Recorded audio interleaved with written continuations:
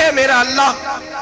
فرماتے میں نے اس شخص کو دیکھا لبیک لبیک لبیک پکارتا. وہ آدمی جب لبیک کہتا تو جواب آتا لا لبیک، تو غیر حاضر ہے. وہ پھر کہتا میں حاضر ہوں، پھر آواز آتی تو غیر حاضر ہے. حضرت خواجہ معین الدین اجمیری علیہ رحمہ فرماتے ہیں میں نے مجمع سے بازو پکڑ کے باہر نکالا اور میں نے کہا بھائی تجھے پتہ ہے جب تو لبیک کہتا ہے تو جواب آتا ہے لا لبیک، تو غیر حاضر ہے، تجھے پتہ ہے؟ آپ فرماتے ہیں وہ رو پڑا، کہنے لگا معین الدین مجھے پتہ ہے. میں نے کہا اچھا؟ کہنے لگا حضور 24 سال بیت گئے، میں ہر سال حج کرنے آتا ہوں، یہ میرا 24واں حج ہے، اور ہر سال آ کے کہتا ہوں لبیک لبیک، میں مصطفیٰ کریم کا وسیلہ لیے حاضر ہوں، لبیک لبیک. یہ بے نیاز ہے، ہر سال مجھے کہتا ہے لا لبیک، نہیں تو غیر حاضر ہے، ہر سال کہتا ہے. خواجہ صاحب فرماتے ہیں اس کی بات سنی تو میرے وجود کے رونگٹے کھڑے ہو گئے.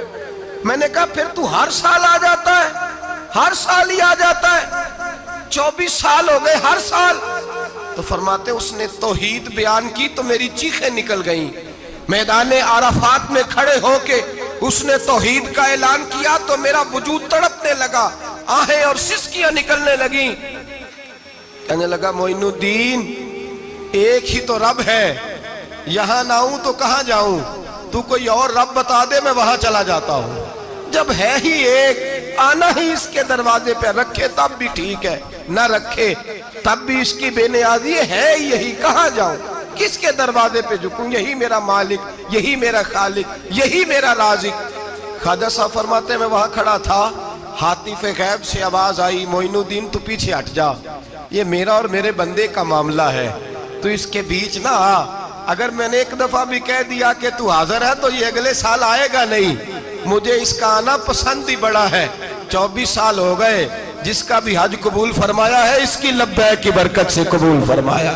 تو بھائی یاد رکھیں اور سمجھیں، توحید یہ ہے کہ میں تیرا ہوں، اے اللہ میں مالک میں تیرا ہوں، میں کدھر جاؤں؟ میرے اعلیٰ حضرت فاضل بریلوی رحمت اللہ علیہ کے والد گرامی بڑی خوبصورت بات فرماتے مجھے دعا مانگنے کا طریقہ میری بیوی نے سکھایا ہے. حضرت کس طرح؟ فرمانے لگے ایک دن مجھے اس نے کوئی کام کہا، کوئی ضرورت گھر کی بتائی، تو میں نے کہا میرے پاس پیسے نہیں ہیں، کچھ دنوں میں دے دوں گا. عورتوں کا مزاج ہوتا ہے، گھر کے کام انہوں نے بتانے ہوتے.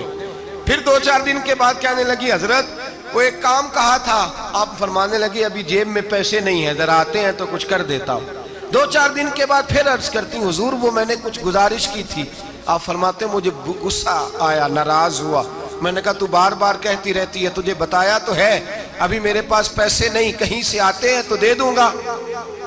فرماتے جب میں نے جھڑکا تو وہ بھلی مانس رو پڑی، اور رو کر کے اس نے لفظ کہے تو مجھے رب کریم کی توحید سکھا گئی اور مجھے اللہ سے مانگنے کا طریقہ بتلا گئی. رو کے کہنے لگی حضور آپ ہی تو میرے خامد ہیں، بتائیے آپ سے نہ کہوں تو میں کس سے جا کے کہوں؟ کون ہے میرا اور میں کس سے جا کے کہوں؟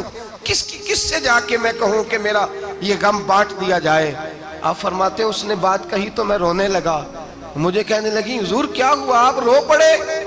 تو میں نے کہا سمجھ آ گئی ہے، جب میں بھی کہوں گا نا مولا میں بڑا پریشان ہوں، میں دکھی ہوں، میں تکلیف میں ہوں، میں آزمائش میں ہوں، میں بیمار ہوں، اے اللہ میں اولاد کی وجہ سے پریشان ہوں، اے اللہ میں جوان بیٹی کے سبب سے پریشان ہوں، اے اللہ میں فلاں تکلیف سے پریشان ہوں، اے اللہ امیر زبانہ میری غربت کا مذاق اڑاتا ہے، اے اللہ جائیدادوں والے مجھ بے گھر کو ستاتے ہیں، اے مولا زمانے کی تیز دھوپ آ گئی ہے، تو ہی میرا رب ہے، بتا تجھے نہ کہوں تو کس سے کہوں؟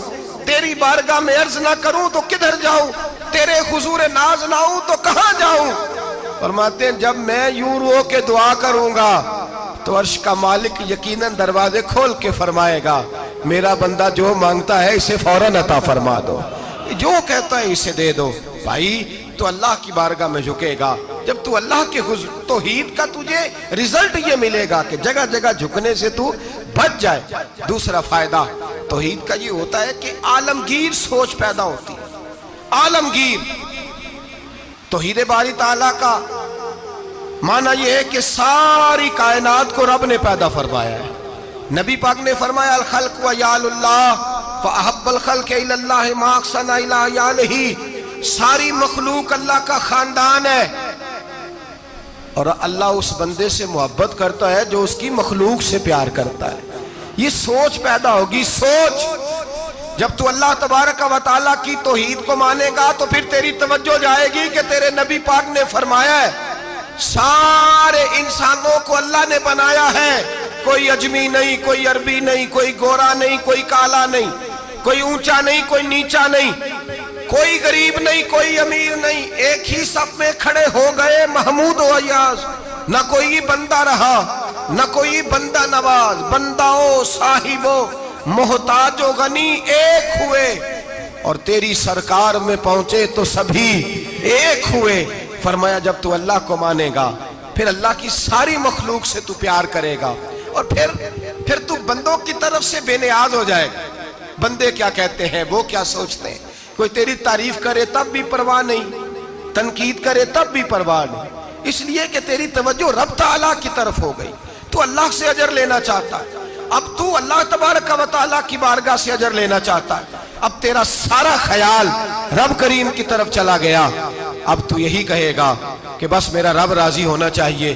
تو مخلوق سے پیار کرے گا, تو چھوٹے چھوٹے لوگوں سے محبت کرے گا, تو اشک شوئی کرے گا, غریب پروری کرے گا, اس لیے کہ تو سمجھتا ہے ساری مخلوق اللہ تبارک و تعالیٰ کی پیدا کردہ ہے, میں نے پیار کرنا.